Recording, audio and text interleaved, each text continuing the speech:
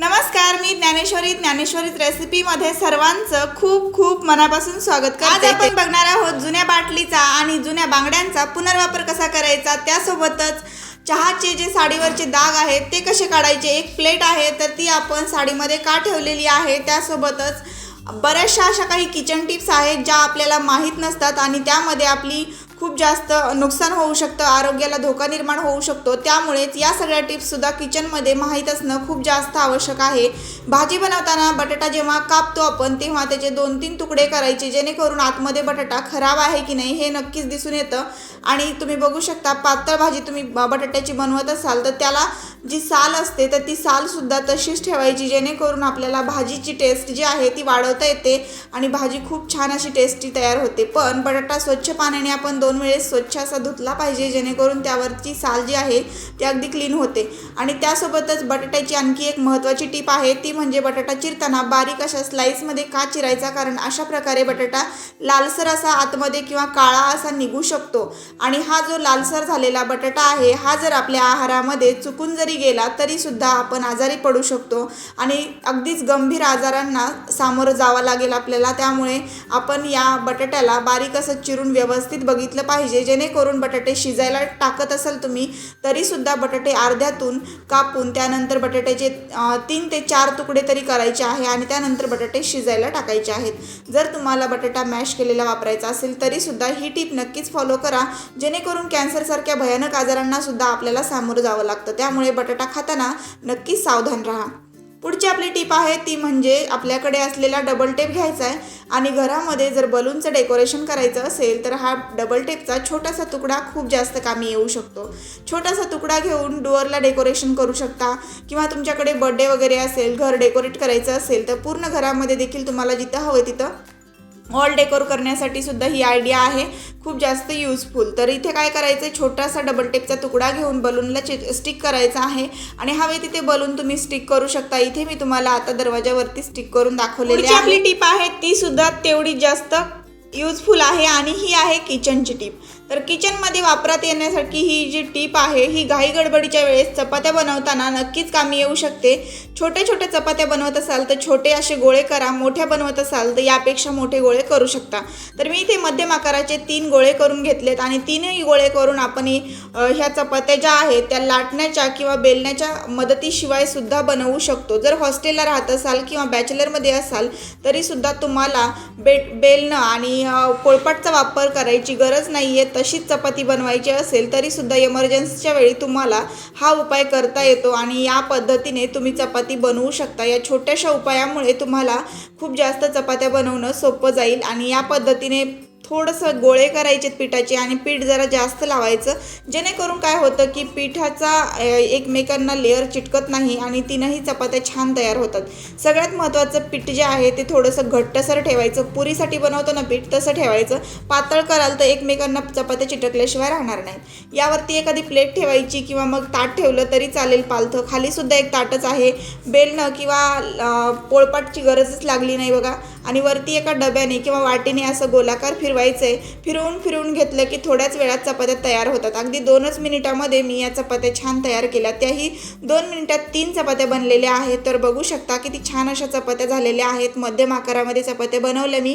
तुम्हाला कशी वाटली ही आयडिया नक्की सांगा आणि या पद्धतीने तुम्ही सुद्धा तुमच्या घरी बेलण्याचा किंवा पोळपाटाचा वापर न करता या चपात्या घाई गडबडीत सुद्धा बनवू शकता। बॅचलर असाल तरी बनवू शकता किंवा आपल्या घरामध्ये पुरुष मंडळी कधी स्वयंपाक बनवण्याची वेळ आली तर हा उपाय नक्की कामी येऊ शकतो। पुढची आपली टिप आहे ती सुद्धा खूप जास्त यूजफुल आहे। या सगळ्या टिप्स पुढच्या सुद्धा मिस करू नका, खूप जास्त महत्त्वाच्या आणि उपयुक्त अशा टिप्स आहेत। त्यामुळे व्हिडिओला आत्ताच लाईक करा आणि जास्तीत जास्त व्हिडिओ पूर्ण बघितल्यानंतर शेअर करायलाही विसरू नका।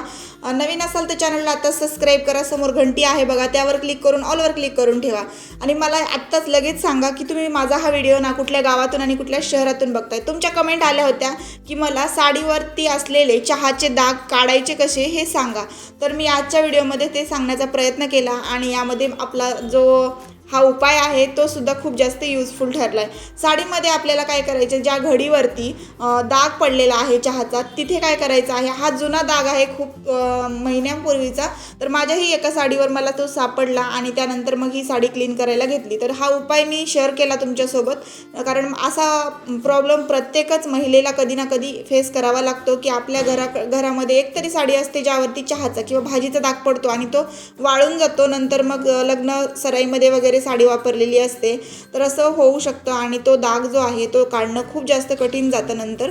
तर त्याला काय करायचं आहे, आपल्याला डागाला काढण्यासाठी अर्धा चमचा खायचा सोडा घ्यायचा आहे, त्यामध्ये अर्धा चमचा टूथपेस्ट टाकायची आहे कोलगेटची आणि त्यामध्ये थोडंसं पाणी टाकून त्याची अशी पेस्ट तयार करायची. पेस्ट तयार झाली की लगेचच आपल्याला काय करायची, साडीच्या त्या डागावरती टाकायची. पण यावरती टाकत असताना साडीची घडी मी उकळलेली नाही आहे, कारण ज्या घडीवरती हा डाग आहे त्याच्या खाली मी एक प्लेट ठेवलेली आहे.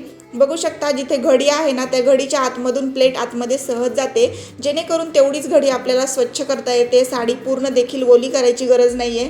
तो डाग क्लीन झाल्यानंतर पूर्ण साडी स्वच्छ करायची असेल, धुवायची असेल हरकत नाही, तुम्ही धुवू शकता. पण ही साडी जर जास्त खराब न होऊ देता सुद्धा फक्त तेवढाच जो काही चहाचा डाग पडलेला आहे किंवा भाजीचा डाग पडलेला आहे तो काढण्यासाठी याचा वापर करायचा आहे. तर इथे मी याला क्लीन करण्यासाठी थोडं पेस्ट यावरती टाकलेली आहे, खायच्या सोड्याची आणि टूथपेस्टची.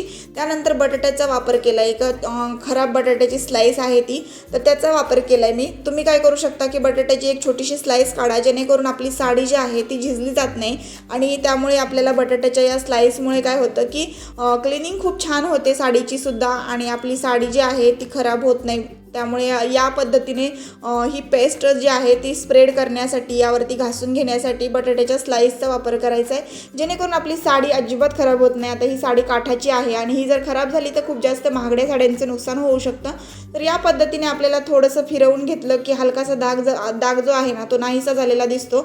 असं करत करत थोड्या वेळामध्येच हा डाग जो आहे तो गायब झालेला दिसतो. सेम पद्धतीने तुम्ही या प्रकारे चहाचे किंवा भाजीचे डाग काढू शकता. दोन्ही प्रकारचे डाग काढण्यासाठी दोनच गोष्टींचं हे मिश्रण खूप जास्त कामी येणार आहे. त्यामुळे साडीवरती जेव्हा अशा पद्धतीने तुम्ही सुद्धा बटाट्याच्या स्लाईसने फिरवून घ्याल तेव्हा लगेच लक्षात येईल की यामध्ये असलेला लालसर किंवा काळा जो थर आहे ना तो हळूहळू निघायला लागेल आणि या पद्धतीने तुम्ही बघू शकता काही वेळानंतर हा डाग जो आहे पूर्णपणे नाहीसा झालेला आहे आणि मी तुम्हाला लगेच दाखवणार आहे याचा रिझल्ट कसा आहे ते.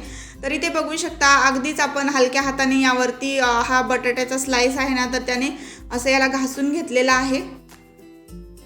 तर इथे काळपटपणा याचा निघालेला तुम्हाला दिसत असेल तर याला काय करायचं आहे, आपल्याला एखाद्या जुन्या कापडाने पुसून घ्यायचे.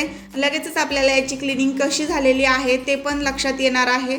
बघू शकता मी याला जुन्या एका सॉक्सने असं पुसून घेतलं आहे आणि खाली जी प्लेट ठेवलेली आहे ना तर त्या प्लेटमुळे खालचा लेअर्स खराब झालेला नाही आहे, तर एकच लेअर आपला असा ओला झालेला आहे, म्हणजे खालचे लेअर व्यवस्थित राहिलेले आहेत. तर इथे मी शेवटी जेव्हा याला पुसून घेतलं तेव्हा याचा डाग जो होता तो पूर्ण गायब झालेला तुम्हाला दिसत असेल. हलकासा थोडासा दिसतोय. याला डबल ही प्रोसेस आपण करू शकतो किंवा मग आपल्या घरामध्ये कपड्यांवर मारण्याचा जो स्प्रे असतो ना तो थोडासा याच्यावरती मारायचा. त्यानंतर आपण स्प्रेने यावरती थोडंसं हाताने त्याला असं घासून घेतलंय. पण या स्प्रेने सुद्धा जर तुमचा डाग नाही निघाला तर इथे माझा सुद्धा निघालेला नाही, त्यामुळे 2-3 स्टेप करणं खूप गरजेचं आहे. कुठल्याही स्टेपमध्ये हा डाग गायब होऊ शकतो आणि निघू शकतो. आता आपल्याला शेवटची स्टेप करायची आणि या स्टेपनंतर डाग जो आहे तो पूर्ण खरंच गायब झालेला होता. तर बघू शकता यानंतर मी काय केलेलं आहे, यावरती कम्फर्ट थोडंसं टाकलेलं आहे पाऊचमधलं आणि मी त्या कम्फर्टला असं थोडंसं स्प्रेड केलं आणि मग इथे ब्रशचा वापर केला. हलक्या हाताने करायचे, नाहीतर आपली साडी जर एकदम चांगल्या क्वालिटीची असेल तर ती साडीसुद्धा खराब होऊ शकते, याचा कलर जाऊ शकतो. त्यामुळे इथे आपल्याला कम्फर्ट टाकून नक्कीच याला घासून घ्यायचे, पण ब्रशचा वापर हलक्या हातानेच करायचा आहे. तर या पद्धतीने आपल्याला इथे असं घासून घ्यायचं आहे थोडंसं आणि हाताने जरी तुम्ही याला स्प्रेड केलं ना आणि थोडा हाताने जरी चोळून घेतलं तरी देखील हा डाग निघालेला तुम्हाला दिसणार आहे. तर इथे 2 मिनिटानंतर मी कम्फर्ट लावून याला 2 वेळेस असं पुसून घेतलं तर शेवटी इथे मला पूर्ण डाग गायब झालेला दिसला आहे. बघू शकता इथे डाग जो होता तो खूप जास्त पहिला म्हणजे असं डार्क वगैरे होता, तर तो पूर्ण घालवण्यासाठी मला स्टेप बाय स्टेप या सगळ्या टिप्स फॉलो कराव्या लागल्या, जेणेकरून हा डाग पूर्णपणे शेवटी गेलेला आहे. तर मी इथे कम्फर्ट टाकल्यानंतर सुद्धा पुन्हा एकदा मी थोडासा याच्यावरती कपड्यांचा जो स्प्रे असतो आपल्याकडे तो वापरायचा आहे। दोन्ही एकदम असं व्यवस्थित त्याचं मिश्रण झालं की इथे मला पूर्ण असा रिझल्ट मला हवा तसा मिळालेला आहे। बघू शकता साडीवरचा दाग जो आहे तो पूर्ण गेलेला आहे, आता अजिबात तो दिसत पण नाही आहे। तर या पद्धतीने तुम्ही सुद्धा तुमच्याकडे असलेल्या चहाचे दाग असले साडीवरती तर ते काढायचे असतील तुम्हाला तर या टिप्स फॉलो करा, पटकन दाग निघून जाईल आणि या पद्धतीने तुम्ही देखील तुमच्या साड्यांवरचे दाग आहेत ते क्लीन करू शकता। पुन्हा साडी पूर्ण स्वच्छ करून घरामध्ये ठेवून दिली ना किंवा धुवून जर ठेवली ना तरी देखील चालेल। तर ही साडी धुताना सुद्धा आपल्याला खूप जास्त काळजी घ्यावी लागते कारण ह्या काटाच्या साड्या खराब होतात। तर केअरफुली आपण याला स्वच्छ असं धुवायचं आहे। तर पुढे आपल्याला काय करायचं आहे की एका बांगडीचा रियूज करायचा आहे आणि ते घरात पडलेली एक माझ्याकडे बेल्ट होता मुलाचा तर त्या बेल्टचा मी इथे रियूज केलेला आहे। बघू शकता एक टाकाऊ बांगडी घेतली, त्यामध्ये बेल्ट आहे तो असा मी लावून घेतलेला आहे। तर याला जे बक्कल होतं ते असं स्टीलचं होतं छान असं, त्यामधून मला बेल्ट असा पाठीमागून पुढे काढता आला। तर मी इथे जसा बेल्ट लावला तसाच लावून घ्यायचा आणि या बेल्टवरती आपण क्लचर, लहान मुलांच्या अशा प्रकारे मुलींच्या क्लिप्स वगैरे लावू शकतो। तर हे अशा प्रकारचे क्लचर लावण्यासाठी, क्लिप्स लावून ठेवण्यासाठी छान असं हे हँगर झालेलं आहे किंवा तुम्ही याला ऑर्गनायझर म्हणू शकता। किती छान प्रकारे आपण याला ऑर्गनाईज करू शकतोय बघा, म्हणजे यावरती आपल्याकडे असलेल्या सगळ्या प्रकारच्या क्लिप्स आपण हँग करू शकतो जेणेकरून पसारा होत नाही आणि हवं तिथे आपल्याला याला हँग करता येतं। तर तुम्ही त्यानंतर पुढची टिप मी तुमच्यासोबत शेअर केलेली आहे तर ती आहे आपली क्लिनिंगची। घरात असलेल्या व्हाईट कलरच्या अशा जर तुमच्याकडे प्लेट्स असतील प्लास्टिकच्या वगैरे तर त्या प्लास्टिकच्या प्लेटला क्लीन करण्याच्या अगोदर एक आपल्याला टिप फॉलो करायची, ती म्हणजे गव्हाचं पीठ घ्यायचं थोडंसं आणि त्यावरती टूथपेस्ट टाकून सगळीकडे असं पुसून घ्यायचं। तर हे पुसून घेतल्यामुळे वरच्या वरच याची सगळे दाग निघून जातात। त्यानंतर आपण याला घासू देखील शकतो, जसं आपण भांडी घासतो तसंच याला नंतर घासून घ्यायचे। पण यावरती असलेला वरचा जो लेअर असतो तो पूर्ण निघून जाण्यासाठी किंवा बॅक्टेरियाज मरण्यासाठी आपण या स्टेपचा नक्की वापर करू शकतो। त्यानंतरची पुढची आपली टिप आहे ती म्हणजे या पद्धतीने घरात पडलेल्या प्लास्टिकच्या बाटल्या जर आपण फेकून देत असू तर आपल्याला त्याचा वापर देखील करून घेता येतो आणि अगदी टाकाऊ वस्तूंपासून आपण ही वस्तू बनवतोय। तर इथे आपण बनवलेला आहे घरगुती रॅक। तर इथे रॅक कसं बनवलं आहे तर फक्त एका लाईनमध्ये त्याला चाकू गरम करून मी या बाटलीला कट केलं आणि त्यामध्ये घरात माझ्याकडे एक्स्ट्राचे चमचे होते काही किंवा या प्रकारचे आईस्क्रीमचे चमचे, नंतर बरेचसे काही चमचे होते वेगवेगळ्या प्रकारचे ते ठेवलेले आहे। तर हे असं ठेवल्यामुळे घरामध्ये असलेल्या किचनच्या वस्तू ऑर्गनाईज राहतात, इकडे तिकडे पडत नाही। त्यामुळे एका बाटलीमध्येच आपण हे सगळे चमचे ऑर्गनाईज करून ठेवू शकतो। आजच्या सगळ्या टिप्सपैकी कुठली टिप तुम्हाला आवडली हे मला कमेंट बॉक्समध्ये नक्की सांगा। नवीन असाल तर चॅनलला सबस्क्राईब करा, व्हिडिओला लाईक करा, जास्तीत जास्त व्हिडिओ तुमच्या मित्रपरिवारासोबत नक्की शेअर करा आणि सगळ्यात महत्त्वाचं म्हणजे पुन्हा भेटू आपण अशाच एका छानशा व्हिडिओसोबत। आणि हो, आजचा हा व्हिडिओ तुम्ही शेवटपर्यंत बघितला त्याबद्दल पुन्हा एकदा सगळ्यांचे मनापासून धन्यवाद।